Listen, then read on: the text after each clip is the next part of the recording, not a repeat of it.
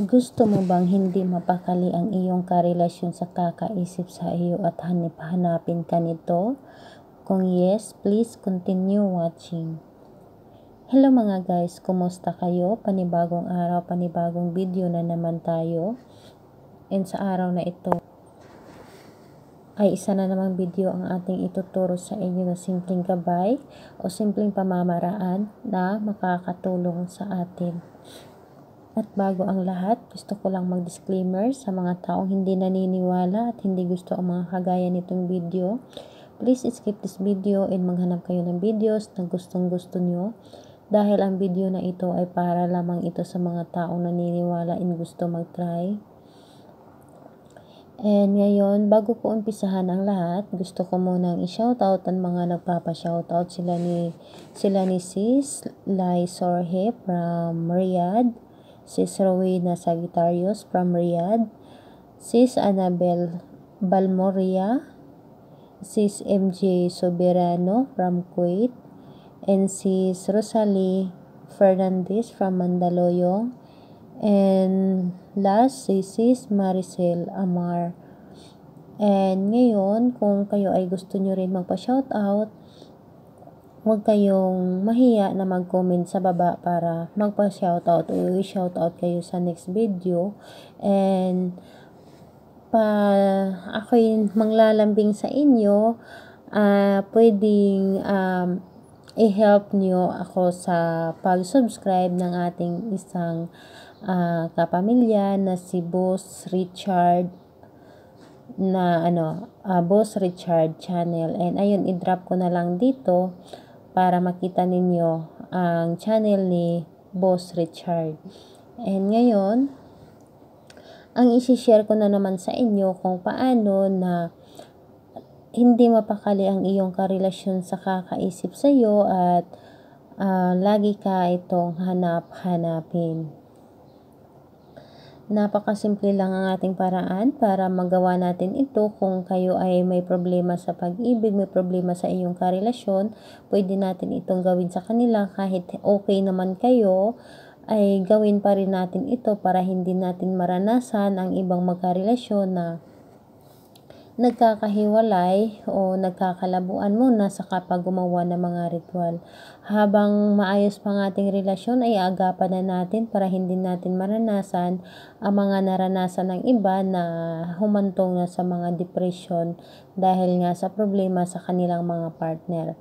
Ngayon, kung mahal ninyo ang inyong mga partner, mahal ninyo ang iyong karelasyon, ay gawa natin ng mga rituals. Hindi din naman ito nakakasama sa kanila, is pag-ayusin lang para mas lalo kayong magmahalan sa isa't isa. And syempre, kung ikaw ay mahal na mahal ng iyong partner tapos gawan mo nito, mas lalo pa itong mapamahal sa inyo and tumbasan nyo rin ang pagmamahal nila sa inyo. Kumbaga, hindi pwedeng siya lang yung nagmamahal sa inyo. Kailangan pantay kayong dalawa and walang lamangan. Ngayon, pwede nga pala ito sa babae, ito babae, lalaki ito lalaki, and syempre higit sa lahat sa mga magka-LDR na medyo hindi laging nagkukuntakan, yung hindi ka laging priority, ito ang ating mabisang gagawin para lagi tayong kontakin ng ating karelasyon. And syempre, kahit gaano nila kabisi ay lagi tayong nasa isip nila at hindi tayo nabubura, yung tipong hahanap sila ng paraan para kontakin kayo at pahalagahan kayo. Ngayon, ang ating mga materialis na ating kailangan natin ng isang mineral water. Kahit hindi mineral, basta ito ay bottle, pwedeng mapa-plastic and pwede rin na ganito ay plastic lang. Pwedeng babasagin at pwedeng plastic. Walang problema. Pili ka lang kung anong meron ka, babasagin ba or plastic. Sa akin kasi wala akong babasagin, kaya plastic ang aking i-demo sa inyo. And syempre, kapag kayo ang gagawa, pwedeng plastic and pwedeng babasagin. Pero kung may babasagin ka, mas maganda. And kailangan natin ng puting patil or notebook. Kailangan din natin ng dahon ng laurel, isang dahon ng laurel. And syempre panulat. And sa panulat pala is kailangan natin dito ng itim na panulat. wala kasi akong itim na panulat, kaya ito ay blue ang aking ipapakita o ang aking ginamit dahil demo ko lang naman ito sa inyo. Pero kapag kayo na ang gagawa is kailangan natin ng itim na panulat. Ngayon, sa paggawa natin is kailangan lang natin talaga na maging handa o tulungan ang ating sarili. Paano nga ba natin tulungan ang ating sarili? Napakadali lamang. Paano natin tulungan ang ating sarili? Kailangan lang talaga is nakafocus ka lang sa iyong mga ginagawa. Kailangan na alam mo sa iyong sarili na gustong-gusto mo itong ritual na ito. Kailangan lang talaga na kapag gagawa ka ng isang ritual ay wala kang pagdududa. Dahil kapag may duda ka tapos gagawa ka is hindi rin ito tatalab sa inyo and masasayang lang ang inyong oras sa kakagawa nito, tapos hindi ka rin naman naniniwala and nag-try ka lang. Ngayon, kailangan lang talaga is focus and make sure mo lang talaga sa iyong sarili na kiniklaim mo, natatalab ito sa iyo and hindi ka negatibong tao. Kailangan is positive ka lang lagi kapag gagawa ka ng ritual. Ngayon, paano nga ba natin ito gagawin o ang proseso? Kailangan lang natin na kumuha ng papel o kunin ang papel and isulat mo ng 7 beses ang pangalan at apelyido ng taong iyong karelasyon. Kailangan totoong pangalan talaga, hindi pwede na palayaw lamang kasi hindi rin ito tatalab. Kailangan na alamin mo talaga, lalo na't LDR kayong dalawa, alamin mo talaga ang totoong pangalan at apelyido. And ayun, isulat mo lang ng 7 beses. Isulat mo lang ng 7 beses and pwede mo naman gawa ng line ang iyong papel. Kung ganito ang gamit mo, iba kasi sa notebook kasi may line na, kailangan mo lang gawa ng line na magkasya ng 7 beses. 7 beses na pagsulat ng pangalan niya at apelyido. And ngayon, kapag nasulat mo na ang pangalan niya at apelyido, ang gagawin mo, and again, pulang itim na panulat, wag tayo makalimot, is itim na panulat. And ngayon, kunin mo rin ang ating dahon ng laurel and isulat mo rin dito ang pangalan niya at apelyido sa itaas, sa itaas, pangalan at apelyido ng taong iyong target. Ngayon, kapag nasulat mo na, ang gagawin mo lamang ay kumuha ka na lang ng medyo maliit na dahon ng laurel and ang gagawin mo, tupiin mo lang ito ng 7 beses din ang ating papel. Paano nga ba natin itutupin? Kailangan is papunta talaga sa iyo and hindi pwedeng palabas. And ayun, tupiin mo lang ito ng 7 beses. At ipasok mo dito sa loob ng ating mineral. Pasok mo lang ito pati ang ating dahon ng laurel. Ayan. Kapag nandito na sa loob, ang gagawin mo is kakausapin mo lang ito. Kakausapin mo lang ito, itapat mo lang ito sa iyong bibig or sa iyong baba. Walang problema, pili ka lang. Sabihin mo ng 7 beses ang pangalan at apelyido ng iyong karelasyon at ang kahilingan. Kailangan 7 talaga. Pangalan at apelyido 7 at kahilingan 7. Paano nga ba natin ito gagawin? Ang paggawa natin is, at kung magtatanong kayo kung ano din ang ating kahilingan, sasabihin ko rin. Sabihin mo dito, una, pangalan niya, apelyido. Hindi ka mapakali sa kakaisip sa akin at hanap-hanapin mo ako. Pangalawa, pangalan niya, apelyido.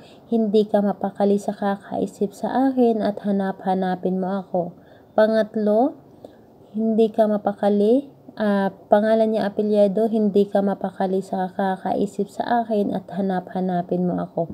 Yun ang ating hanggang matapos ng 7 beses na pagsambit mo sa kanyang pangalan at apelyido at yung ating hiling. Kailangan again, pangalan niya at apelyido at yung hiling. Ano nga ba ang ating hiling? Example, pangalan niya, apelyido, hindi ka mapakali sa kakaisip sa akin at hanap-hanapin mo ako. Yun ang ating hiling. Again, ang ating hiling, hindi ka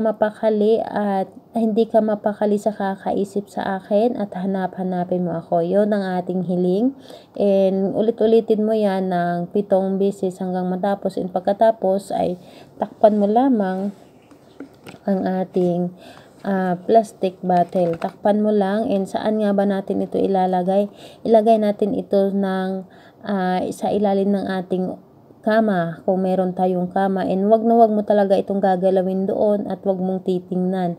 And kung wala kang kama, pwede natin ilagay ito sa ibabaw ng iyong cabinet or sa ibabaw kung saan na pwede mong maitago ito na walang makakaalam o walang gagalaw nito. Ngayon, kailan nga ba natin ito kukunin sa ating pinagtaguan?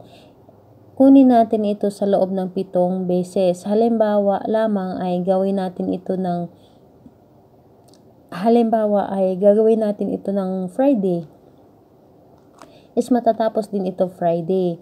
Or gawin mo ito ng Tuesday, matatapos din ito Tuesday. And pagkalipas ng 7 araw, halimbawa kinuha mo na ng pagka Tuesday, dahil Tuesday mo inumpisahan, Tuesday din matatapos.